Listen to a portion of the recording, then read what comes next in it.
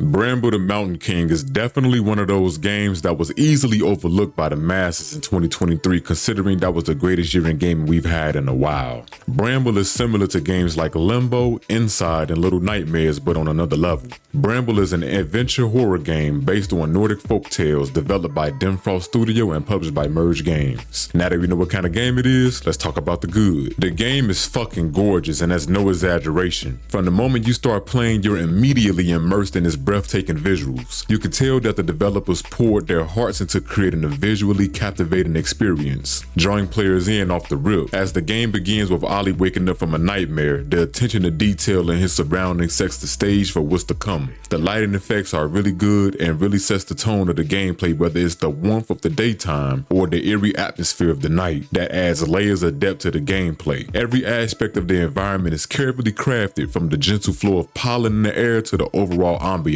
This is definitely one of the most impressive looking games in 2023. What's even more impressive is an indie studio made this. The story is about a young boy named Olle who awakens from a nightmare and finds his older sister Lillemor missing from her bed. So he set out into the forest to find her. When Olle finally catches up with Lillemor, they fall into a giant tree that shrinks them and makes the world around them massive. In the midst of them being naive, having fun, and unaware of their surroundings because they are children, a giant troll comes from the shadows, snatches Lillemor and stuffs her in a bag. That leaves Olle being snatched up by another troll, but freezes him with the stone of light in a nick of time. Olle sets out into the forest alone to find his sister. This game really takes you on an unexpected roller coaster ride and you forget to put on your seatbelt. There are 3 ways on how the story is told that stood out to me, and I absolutely love it. The first being the music. Dimfrost did a phenomenal job on curating the music for this game. They knew how to set the tone perfectly for each section to keep you on your toes. With each boss fight, running through the woods, or walking through dark caves, they all had the right music and or ambiance to each scenario that was damn near perfect. The devs made sure to really pull on your heartstrings because the game takes you through the ups and downs of being sad, happy, confused, and disturbed all throughout the game, for you never know what's going to happen next, which is great because it doesn't make the game predictable. The pacing is decent, so you don't have to worry about getting hit with all that at once. Next being the environment. Listen, aside from this being one of the most beautiful games of 2023, the lighting and surroundings paint several pictures for you without a single word to be said. For example, there is a section in the game when you're walking through a field of flowers and dandelions as you frolic through with Olle. You can hear and see him sneezing, letting you know he has allergies, and I love that attention to detail. Another example would be as you escape from one of the main bosses named Nakin, more details on him later, you slide down into a dark cave. Within it, it's just you, the stone of light that you found earlier in the game, and the eerie sounds of emptiness awaiting ahead of you. My favorite part about running through the cave was when the red carvings or paintings on the walls telling you how Nakin hypnotizes people with his forbidden tunes and lures them to the pond and kills them. Like I said before, the storytelling with very little use of words is top tier. Lastly, being the narration. What I like most is that it's not overwhelming. You don't have to worry about a voice talking in the background every section of the game trying to guide you or give tips every step of the way. It allows you to play at your own pace, explore with the little wiggle room you do have, and interpret what's going on throughout the game for yourself. There are books laying around in the world, and when you find them, the narrator reads to you, basically giving you the history on the bosses you will eventually fight, or it explains to you how the world became so dark and cold. Kudos to the narrator Nola Klopp.